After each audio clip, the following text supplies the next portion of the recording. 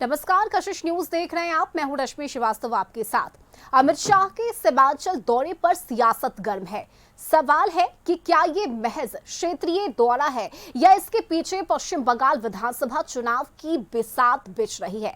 अमित शाह के सीमांचल दौरे से संदेश विकास का है या मिशन बंगाल का। कयास इसलिए कि सीमांचल में उसी बात को उठाया जा रहा है जिससे पश्चिम बंगाल विधानसभा चुनाव में मुद्दा बनाया जा रहा है।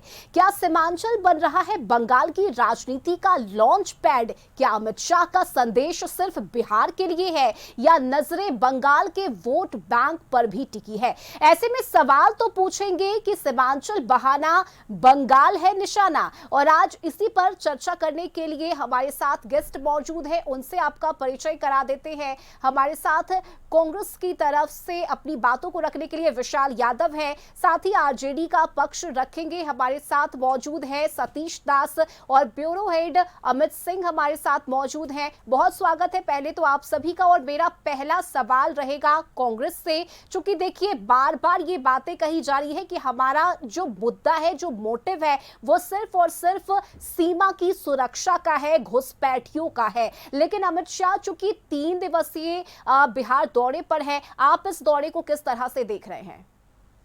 देखिए रश्मि जी, पहले तो माननीय गृह मंत्री जी का हम बिहार में स्वागत करते हैं। खैर अच्छी बात है, गृह मंत्री जी बिहार में आए, घूमे, अच्छी बात है।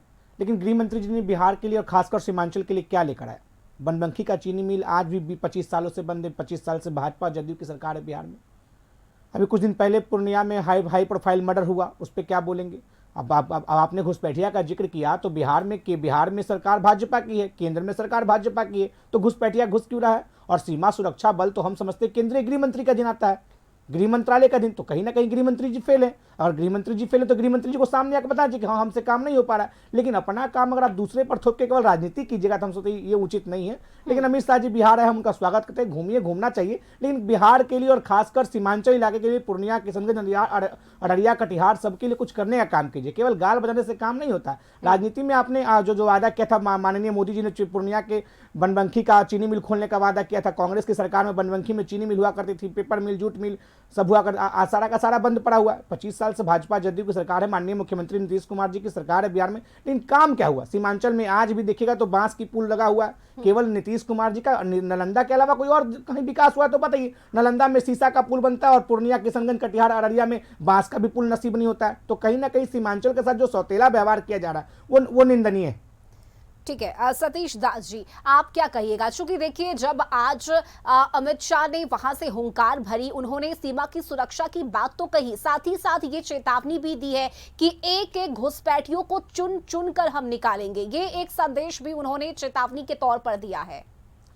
देखिए रश्मि जी, जिस इशू को आप उठा रही हैं, कायदे से यदि इस इशू पर हम चर्चा करें तो नीतीश कुमार जी को हटाने का ये साफ साफ संकेत है कि सीमांचल और घुसपैठियों के बहाने नीतीश कुमार को ठिकाने लगाने का काम किया जा रहा है अमित शाह जी के द्वारा। दूसरी बात, नीतीश कुमार जी के नेतृत्व पे और गृह मंत्री स्वयं अपने नेतृत्व पे सवाल खड़ा कर रहे हैं कि अभी जब SIR हुआ तो उसमें एक भी बिहार जब सुप्रीम कोर्ट में जो निर्वाचन आयोग है उसने एक भी घुसपैठियों का नाम नहीं बता पाए, एक भी घुसपैठियों का लिस्ट नहीं दिया। उसमें डबल वोटर लिस्ट में नाम का लिस्ट दिया गया, मृतों का लिस्ट नाम दिया गया, जो स्थानांतरित लोग थे उनका नाम दिया गया, लेकिन घुसपैठियों का नाम नहीं दिया गया। तो ये पूरी की पूरी ये गृह मंत्री जो ये इस तरीके का लफ्ज का इस्तेमाल कर रहे हैं, इसके लिए तो उनको माफ़ी मांगनी चाहिए कि जब उन्हीं का संस्थान अभी से 3-4 महीने पहले एक सुप्रीम कोर्ट में हलफनामा दायर करता है, उसमें एक भी घुसपैठिया नहीं है, तो फिर घुसपैठिया किसको बताना चाहते हैं? एक खास करके ये नफरत का जो इनकी राजनीति है, वो नफरत की राजनीति को बिहार का प्रयोगशाला बनाना चाहते हैं। और नीतीश कुमार जी मुख्य दर्शक बने हुए हैं। नीतीश कुमार जी जदयू का एक भी प्रवक्ता इस पर बात नहीं कर रहा है कि हमारे यहाँ घुसपैठिया है या नहीं है। उनको बताना चाहिए कि आप 20 साल से मुख्यमंत्री रहे हैं, अभी गृह मंत्रालय आपसे छिनाया है और ये इतने दिनों में घुसपैठिया बिहार में बढ़ गया। सवाल ये है, तो इसलिए नीतीश कुमार जी का शासन व्यवस्था फेल हो गया है। ये बताने के लिए गृह मंत्री सीमांचल आते हैं और न तो नीतीश कुमार जी उस कार्यक्रम में जाते हैं और न नीतीश कुमार जी का विश्वास लिया जाता है और न ज्वाइंट प्रेस कॉन्फ्रेंस किया जाता है। एक तरफा अमित शाह जी इस तरीके का बयान देकर के बिहार को बदनाम करने का काम कर रहे हैं और इनका जो साफ साफ स्पष्ट रूप से है कि जो बंगाल का जो चुनाव आने वाला है उसमें ये जो CA/NRC NPR जो लाना चाहते हैं, ये घुसपैठियों के बहाने CA/NRC NPR कराना चाहते हैं और असम में तो इन्होंने करा के देख लिया है। असम में क्यों CA/NRC NPR को बंद करना पड़ा? तो इसलिए CA/NRC NPR ला करके एक खास अल्पसंख्यक समुदाय को एक डराना चाहते हैं और डरा करके और फिर से नफरती वातावरण बनाना चाहते हैं। और नीतीश कुमार जी हो या अमित शाह जी हो, जब बिहार में वो आते हैं तो क्या उन्होंने महिलाओं की बात की कि 1,90,000 रुपया उनको कब खाते में जाएगा? बिहार के नौजवानों को रोजगार कब मिलेगा? बिहार ये जो AI समिट में जो देश का भद्र पीटा है और जो आप दावा कर रहे हैं कि 5 लाख करोड़ रुपए का इन्वेस्टमेंट आएगा, उसमें बिहार का 1 रुपया आएगा कि नहीं आएगा, इस पर कोई बात नहीं करते हैं। और एक धार्मिक रूप से अल्पसंख्यक जो है उनको डराने का धमकाने का काम करते हैं और अपनी नाकामी पे, हम तो कहते हैं कि अपनी नाकामी पे ऐसे बयानबाजी के लिए, घुसपैठिए के बयानबाजी के लिए अमित शाह जी को चुल्लू भर पानी में डूब के मर जाना चाहिए कि गृह मंत्री उनके रहते, बिहार में उनका सरकार लगातार रहते और घुसपैठिया बिहार में है। ठीक है, अमित सिंह जी, आपने आरजेडी और कांग्रेस को सुना और देखिए सवाल यही उठ रहा है कि अगर SIR में एक भी घुसपैठिए के होने का जिक्र जब नहीं हुआ तो फिर बार बार इस मुद्दे को क्यों उठाया जा रहा है? क्या निशाना वाकई में बंगाल चुनाव ही है या कुछ और? देखिए, ये तो साफ है कि जिस तरीके से बिहार में चुनाव हुआ, 2025 के चुनाव के जो नतीजे आए हैं उसके बाद से अब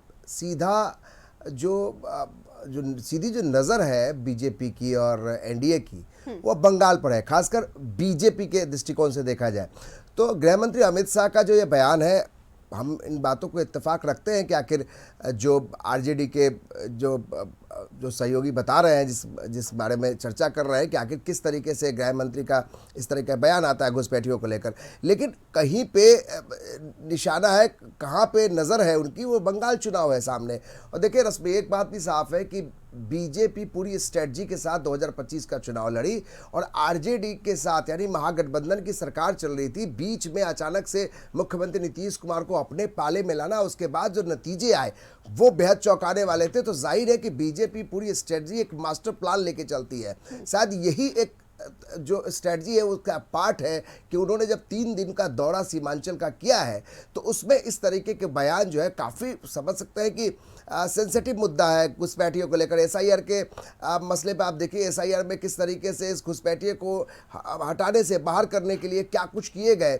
और अब जब गृह मंत्री अमित शाह का बयान आया है कि आप दोबारा से जब आएंगे तो इस तरीके से चुन चुन कर घुसपैठियों को बाहर किया जाएगा, तो ये साफ तौर पे इशारा बंगाल चुनाव पे है। क्योंकि आप देखिए जिस इलाके से वो ये संबोधन करते हैं वो सटा हुआ इलाका है पश्चिम बंगाल का, तो सीमावर्ती इलाकों में उस तरीके से बयान देकर एक बड़ा संदेश देने की कोशिश रस्मी जरूर है। और हालांकि जो विपक्षी पार्टियां हैं इनको भी इस बात का एहसास होने लगा है कि अगर गृह मंत्री अमित शाह ने पिछले बार जब 2025 के चुनाव के ठीक पहले आकर यहाँ पे कैंप किया था बिहार में तो उसके नतीजे दिखाई पड़े थे, तो जाहिर है कि बंगाल चुनाव में TMC पर नज़र है, ममता बनर्जी पे नज़र है, तो पूरा विपक्ष भी चाहता है कि कोई भी ऐसा हथकंडा बीजेपी न अख्तियार करे जिससे कि TMC की न्यूज है वो हिल जाए। लेकिन जिस तरीके के बयान आए हैं गृह मंत्री अमित शाह का, तो साफ तौर पे लगता है कि न सिर्फ बौखलाहट घबराहट जो है वो एक खास जो लोग इससे प्रभावित होंगे उनके अंदर है, बल्कि पूरा विपक्ष जो है इस बात को लेकर घेराबंदी करने की तैयारी कर रहा है। लेकिन निशाना तो साफ तौर पे गृह मंत्री अमित शाह का बंगाल चुनाव को लेकर ही है। बिल्कुल, और देखिए ये आरोप भी लगाए जा रहे हैं बार बार विपक्ष पर कि प्रवासियों को वोट बैंक बनाने की कोशिश हो रही है। आप कितना इत्तेफाक रखते हैं विशाल यादव जी इन बातों से कि क्या वाकई में घुसपैठियों को वोट बैंक बनाना चाहता है विपक्ष, इसीलिए इस तरह से बार बार बीजेपी पर या अमित शाह पर सवाल उठाए जा रहे हैं आप लोगों की तरफ से? कि पहली बात तो प्रवासी है कौन, ये आज भाजपा जदयू की सरकार के समर्थित माननीय गृह मंत्री जी को सामने कह देना चाहिए, क्योंकि उन्हीं की सरकार ने SIR करवाया था। SIR में इन लोग क्या कहते हैं, हम घुसपैठियों को पकड़ेंगे। SIR में 65,000 वोट काटे गए। कौन थे 65,000 में घुसपैठिया? किसी एक व्यक्ति का नाम बता दीजिए, किसी एक व्यक्ति का भाजपा जदयू के लोगों ने नहीं नाम बताने का काम किया। घुसपैठिए, हाँ 65 लाख, सॉरी 65 लाख लोग थे, कौन थे उसमें, एक भी नाम बताइए। अगर घुसपैठिया कोई है, अगर कोई उसको वोटर बनाने का काम करता है तो सीमा सुरक्षा बल तो गृह मंत्रालय के अधीन आता है, तो कहिए सीमा सुरक्षा बल निकम्मा है, कहिए गृह मंत्री निकम्मा है। गृह मंत्री जी अपने ऊपर सवाल खड़ा कर रहे हैं। बिहार की प्रशासन माननीय मुख्यमंत्री और अभी नए नवेले मुरट्ठाधारी मंत्री पर आ रहा है, मुरट्ठाधारी मंत्री बिहार के गृह मंत्री हैं। अगर कोई बाहरी व्यक्ति बिहार में घुस रहा है या किसी अन्य प्रदेश में घुस रहा है, चलिए बंगाल को ही लेते हैं, बंगाल में भी अगर कोई घुस रहा है तो केंद्रीय सुरक्षा सीमा बल के कारण घुस रहा है। केंद्रीय सुरक्षा सीमा बल किसके अधीन आता है? गृह मंत्रालय के अधीन आता है। भारत का गृह मंत्री कौन है? अमित शाह जी। तो अमित शाह जी पर खुद प्रश्न चिन्ह खड़ा होता है। अभी माननीय आपके ब्यूरो चीफ ने एक शब्द का जिक्र किया, हथकंडा। बिल्कुल ही हथकंडा है, ये बस चुनावी हथकंडा है, क्योंकि बिहार के बगल वाले राज्य में चुनाव है तो बस हथकंडा अपनाना है। अगर वो बिहार के हित के लिए सोचते और बिहार के सीमांचल इलाकों में आते तो सीमांचल के लिए कुछ विशेष लेकर आते। माननीय प्रधानमंत्री ने चुनाव में वादा किया था, वो सारा वादा का अभी का वैसे धराशायी रह गया। माननीय गृह मंत्री जी ने कहा था कि मुझे 5 साल दीजिए, बिहार में 25 चीनी मिल खोलेंगे। शुरुआत कर दीजिए पूर्णिया के बनबंकी का चीनी मिल खोलकर, लेकिन काम तो करना नहीं है, बस केवल हथकंडा अपनाना। क्योंकि हथकंडा आपके यहाँ इसी जिक्र हुआ, इसलिए मैं इस शब्द को हथकंडा कह रहा हूँ। हथकंडा अपनाना है तो हथकंडा अपनाते इससे कोई फर्क नहीं पड़ने वाला, जैसे उससे कोई फर्क नहीं पड़ने वाला। ठीक है सतीश दास जी, सवाल ये भी है ना कि अगर सीमा की सुरक्षा की बात जहां पर आती है तो हर किसी को चौकन्ना रहना होगा, अलर्ट रहना होगा। और अगर गृह मंत्री आते हैं, इसकी समीक्षा करते हैं, बैठक करते हैं, निर्देश देते हैं इसे लेकर, तो इसमें क्या आपत्ति है? देखिए, जब देश की सीमा की बात हो तो पूरा देशवासी सरकार के साथ है। अपनी सीमा का 1 इंची भी कोई हथियाले कोई बर्दाश्त नहीं करेगा।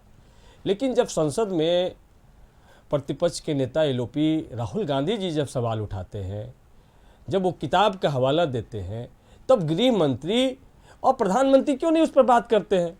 क्यों नहीं सफाई आकर के देते हैं कि नहीं 1 इंच भी चीन ने हमारे ज़मीन को नहीं कब्जाया? लेकिन वही दूसरी तरफ बिहार में आकर के बिहार की धरती जो जयप्रकाश नारायण की धरती रही, जननायक कर्पूरी ठाकुर जी की धरती रही, सामाजिक न्याय के पुरोधा लालू यादव जी की धरती है, यहाँ की धरती से एक सांप्रदायिक वातावरण बनाना चाहते हैं। और दूसरी बात आपको स्पष्ट रूप से बता देना चाहते हैं कि ये पश्चिम बंगाल की सीमा पर जाकर के बयान देते हैं, क्योंकि इनको अभी पश्चिम बंगाल में जाकर के बयान देने की हिम्मत नहीं है अमित शाह जी को। वहाँ पे ममता बनर्जी जी की जो सरकार चल रही है उन्होंने स्पष्ट रूप से कहा कि अमित शाह यदि पश्चिम बंगाल में आएंगे और किसी तरीके से सांप्रदायिक हिंसा या जातीय तनाव फैलाने की बात करेंगे तो अमित शाह जी को हम गिरफ्तार करेंगे। सतीश जी, एक जी हम रोकेंगे यहाँ पर। अगर मान लीजिए कि आप ये कह रहे हैं कि इस तरीके से सांप्रदायिक हिंसा फैलाना चाहते हैं या इस तरह के बयान से जो है माहौल खराब हो सकता है, तो ये घबराहट क्यों है? अगर मान लीजिए कोई बयान भी अगर ये दे रहे हैं या ये मान लीजिए कि सीमा की सुरक्षा की बात कही जा रही है उनकी तरफ से, तो क्या बंगाल में इसका असर, क्या आपको लगता है कि टीएमसी और ममता बनर्जी की सरकार वहाँ घबरा सकती है क्या इस बार? क्या ये घबराहट है क्या? नहीं, घबराहट नहीं है, हम आपको बता दें, घबराहट नहीं है। ये अमित शाह जी की घबराहट है कि ये बात पश्चिम बंगाल में जाके बोलने की हिम्मत अब नहीं हो पा रही है। जब से वहां पर एसआईआर की प्रक्रिया आपने चालू किया, जिस तरीके से ममता बनर्जी सुप्रीम कोर्ट में जाके डिफेंड की उन तमाम, और वहां के आवाम जनता वहां के सरकार के साथ में जिस तरीके से खड़ा हुई है, वैसी स्थिति में अमित शाह जी को पश्चिम बंगाल में जाकर के घुसपैठिए शब्द आप मानते हैं कि नहीं कि घुसपैठिए है उस इलाके में? नहीं, हम मानते हैं कि घुसपैठी यदि है तो ये बीजेपी सरकार की सबसे बड़ी नाकामी है। नहीं, और पिछले कुछ दिनों के अगर घटनाक्रम को हम देखें तो पश्चिम बंगाल में हिंदू खतरे में है, ये आप मानते हैं कि नहीं मानते हैं? इस बात से इत्तेफाक रखते हैं? नहीं, हिंदू मुस्लिम कोई खतरे में नहीं है। खतरे में बांग्लादेश का नौजवानों का रोजगार है। किस तरीके से स्थितियां जो आ रही है, जो तस्वीरें आ रही है, बहुत खतरनाक है। बांग्लादेश के मुद्दे पर तमाम विपक्षी दल के सांसदों ने और खासकर राहुल गांधी ने सरकार के साथ दो टूक के कहा कि आपको जो फैसला लेना हम आपके साथ खड़ा है। कांग्रेस पार्टी और तमाम देश की विपक्षी पार्टी सरकार के साथ खड़ा है। बताइए क्या कार्रवाई हुआ?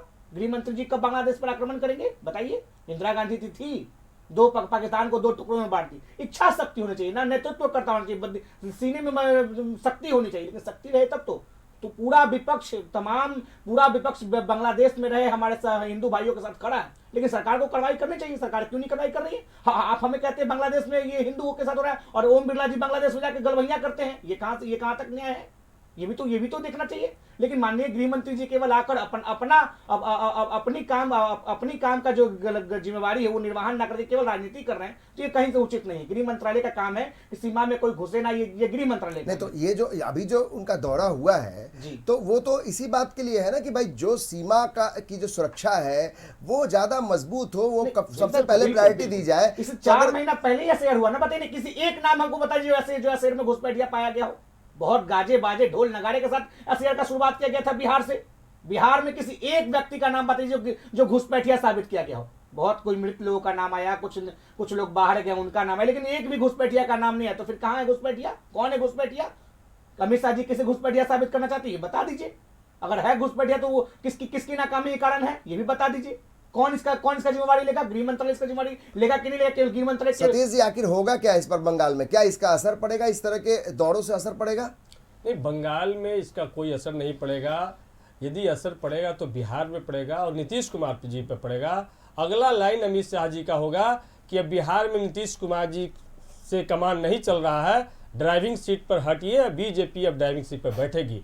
इसका पूरा कवायद चल रहा है। यानी आप ये कह रहे हैं कि अमित शाह का बिहार आना और इस तरह से बयान देना घुसपैठियों को लेकर ये नीतीश कुमार के अस्तित्व पर सवाल है, ये आप कह रहे हैं? एकदम इनके 20-25 साल के जो राजनीति जो यहाँ मुख्यमंत्री रहे लगातार, उस पे सवाल है।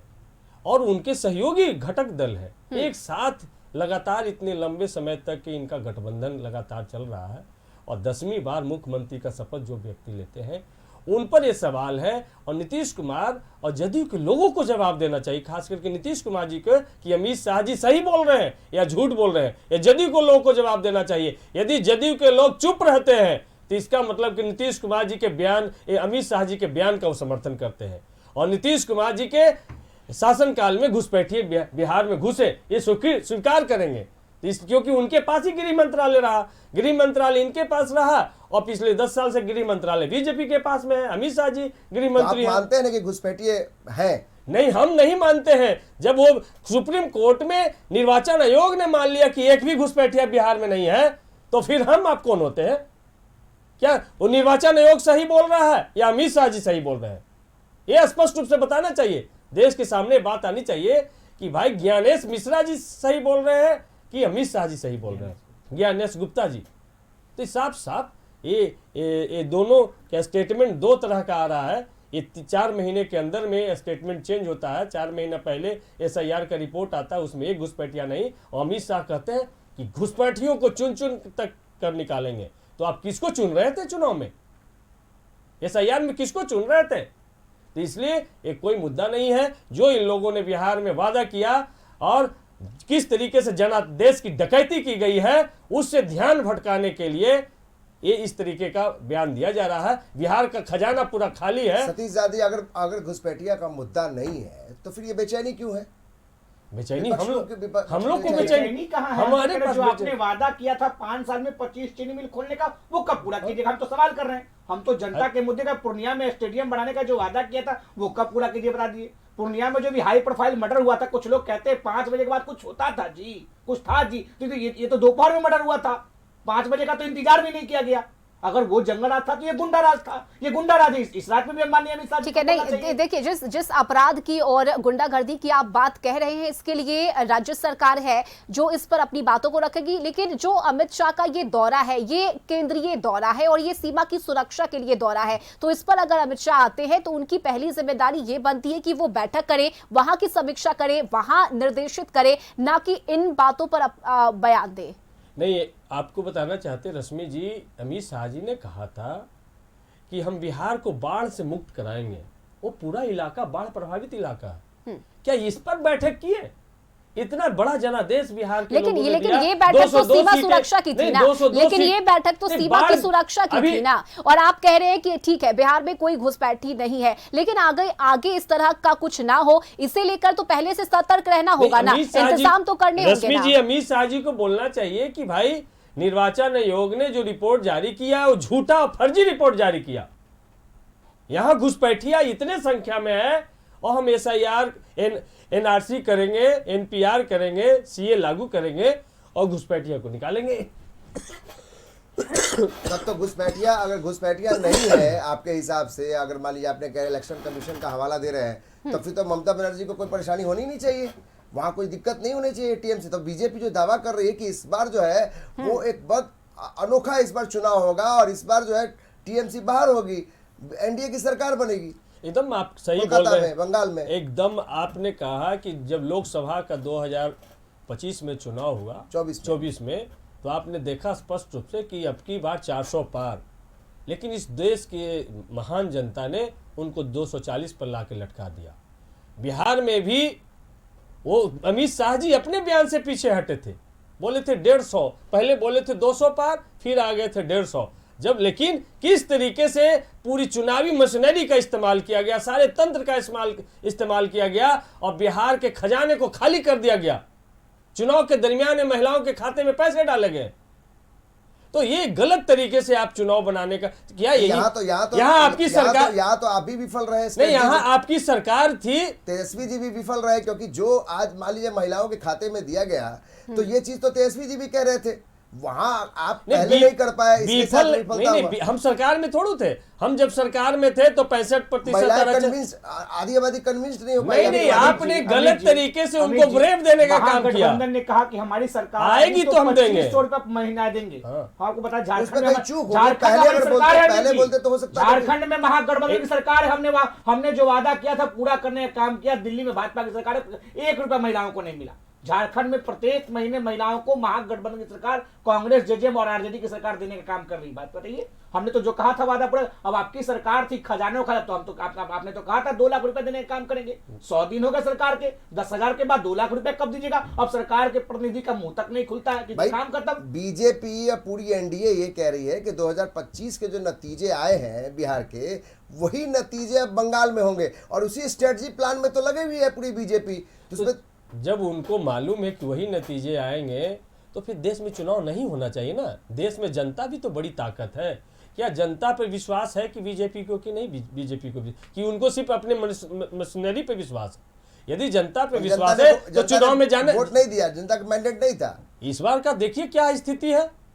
इस बार आपने ही चुनाव आयोग ने जो रिपोर्ट दिया है उससे ज्यादा वोट कैसे पड़ गया? वो वोट कहां से आया? वो जी वीवीपैट की पर्चियां सड़क पे कैसे मिल रही थी? सीसीटीवी कैमरे चुनाव के दरमियान में स्ट्रांग रूम के कैसे बंद हो जा रहे थे? ये सवाल, तमाम सवाल हैं। यानी आप ये कह रहे हैं ये जो बिहार चुनाव के जो नतीजे आए हैं उसमें भी गड़बड़ी है, ये आरोप लगा रहे हैं आप? पूरा दुनिया ये कहेगा, हम नहीं कहेंगे। हाँ। एक आदमी, एक भी लोग की नहीं, ये तंत्र की जीत है। माननीय नेता प्रतिपक्ष और विपक्ष के लोग पहले ही कह चुका है। अब चुनाव के दौरान आदर्श आचार संहिता का उल्लंघन हुआ कि नहीं हुआ? चुनाव के दौरान महिलाओं के खाते में 10,000 रुपए दिया गया कि नहीं दिया गया? ये कहाँ का नियम था? चुनाव को प्रभावित किया कि नहीं किया गया? 6 तारीख को वोटिंग, 5 तारीख को पैसा मिलता है, ये कहाँ का नियम है? ये चुनाव को प्रभावित किया कि नहीं किया? तो जो अभी समस्तीपुर में मैंने गलतियां तो विपक्ष की तरफ से भी हुई, क्योंकि अगर आप मान लीजिए कि किसी एक मुख्यमंत्री को आप सीधा टारगेट करते हैं, उनको ऐसे शब्दों का प्रयोग करते हैं, उससे भी एक खास जो समुदाय है, एक समाज है, वो उससे आहत हुआ है, वो भी एक असर, उसका भी असर पड़ा है। जो लोगों ने, माननीय मुख्यमंत्री जी का आचरण क्या समान है? यदि समान होता तो आपने देखा कि विधानसभा में उन्होंने ही स्क्रीन लगवाया और उसी को पलट रहे हैं। देखिए, माननीय मुख्यमंत्री ताली बजा रहे हैं। उतनी वरिष्ठ पूर्व मुख्यमंत्री और प्रतिपक्ष के नेता विधान परिषद की राबड़ी देवी को लड़की बोल रहे हैं। इस तरीके का भाषा का इस्तेमाल क्या कभी आपने देखा था? तो माननीय मुख्यमंत्री एकदम पूरी तरीके से अचेत अवस्था में है।